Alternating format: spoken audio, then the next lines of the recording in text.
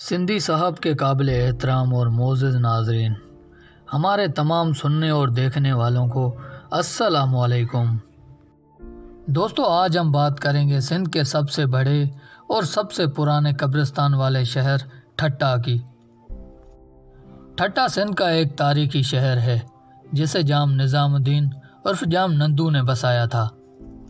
Video में आगे बढ़ने से पहले मैं अपने तमाम आने वाले नए मोअज़्ज़ज़ नाज़रीन से गुजारिश करूंगा कि हमारे चैनल को सब्सक्राइब कर दें और साथ में बेल आइकन के बटन को भी प्रेस कर दें ताकि आने वाली हर नई वीडियो की नोटिफिकेशन आपको मिल सके और आपके इल्म में इजाफा हो सके। जब सिंध पर मुग़लों का कब्ज़ा हुआ तो इस शहर की रौनक को चार चांद लग गए। उस दौर को ठट्टे का सुनहरी दौर भी कहा जा सकता है। ठट्टा 16वीं और 17वीं सदी में सिंध का दारुल खिलाफा और इस्लामी सकाफत का मरकज़ भी रह चुका है। ठट्टा शहर पर कई हुक्मरानों ने हुकूमत की और उस वक्त इस शहर की आबादी 1 लाख से भी ज़्यादा थी। ठट्टा शहर अपनी कदीमी और तारीखी विरसों के लिए काफ़ी शोहरत रखता है। उस वक्त ये शहर इल्म व फ़न, सन्नत और तिजारत का बड़ा मरकज़ था और उसके बाद ये शहर घटते घटते इस ज़माने में एक कस्बा होकर रह गया। ठट्टा शहर आज एक ज़िले की हैसियत रखता है। ठट्टा के करीब 10 किलोमीटर लंबा चौड़ा कब्रिस्तान जो मकली में वाक़या है वो इसकी कदीम वस्त और शानो शौकत का पता देता है। कहा जाता है कि ये एशिया का सबसे कदीम और बड़ा कब्रिस्तान है और दूसरी रवायात में ये भी है कि ये एशिया का दूसरा बड़ा कब्रिस्तान है। नजफ़ के वादी इस्लाम कब्रिस्तान के बाद मकली कब्रिस्तान का नंबर आता है। दोस्तों, जब हम खुश होते हैं तो खुशी का इजहार किसी को गले लगाकर करते हैं या कोई तोहफ़ा देते हैं। तारीख में एक तोहफ़ा एक शख्स ने ऐसा भी दिया कि जिसका कोई मोल ही नहीं। शाहजहां मस्जिद। 17वीं सदी में शाहजहां ने ठट्टा के रिहायशों की मेहमान नवाजी से खुश होकर उनको तोहफे में बनवा कर दी थी। इस मस्जिद के डिज़ाइन ईरानी मस्जिदों और मज़ारात की कारीगरी से मुतासिर होकर बनाया गया है। इस मस्जिद के मरकज़ी गुंबद के अंदर का मंजर सितारों से भरे आसमान का सा लगता है। इस मस्जिद की स्कोलेटिक्स भी कमाल की हैं। मरकज़ी जाए नमाज की कीरत की आवाज़ पूरी मस्जिद में सुनाई देती है।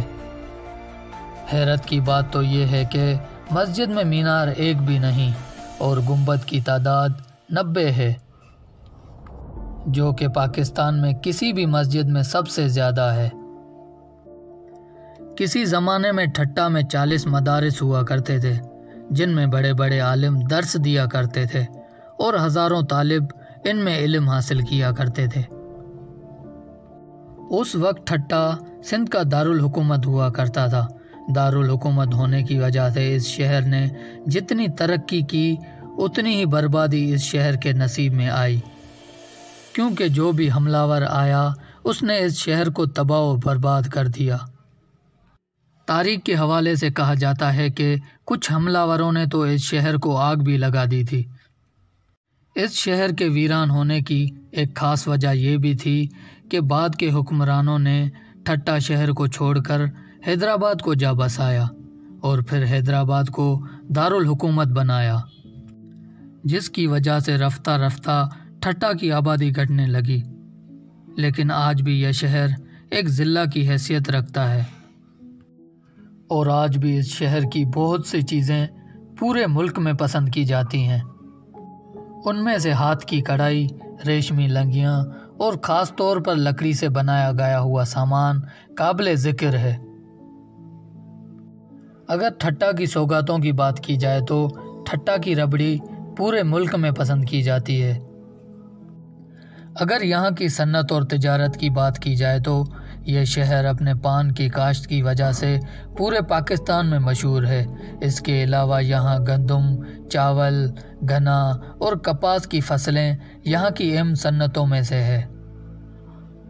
पाकिस्तान की आज़ादी के बाद हुकूमत ने इस कदीम शहर पर ख़ास तवज्जो दी और शहर ठट्टा और मकली के बीच में एक बस्ती बसाई। इस नई बस्ती में सरकारी दफातर, स्कूल, कॉलेज और सिविल हॉस्पिटल भी कायम की गई, जिससे ठट्टा शहर की रौनक और आबादी में खासा इजाफा हो गया है। दोस्तों, उम्मीद करता हूं कि आज की हमारी वीडियो आपको पसंद आई होगी। वीडियो पसंद आने की सूरत में वीडियो को लाइक करें, हमारे चैनल को सब्सक्राइब करें और अपनी कीमती राय से हमें आगाह करें। इंशाल्लाह जल्द हाजिर होंगे किसी और वीडियो के साथ।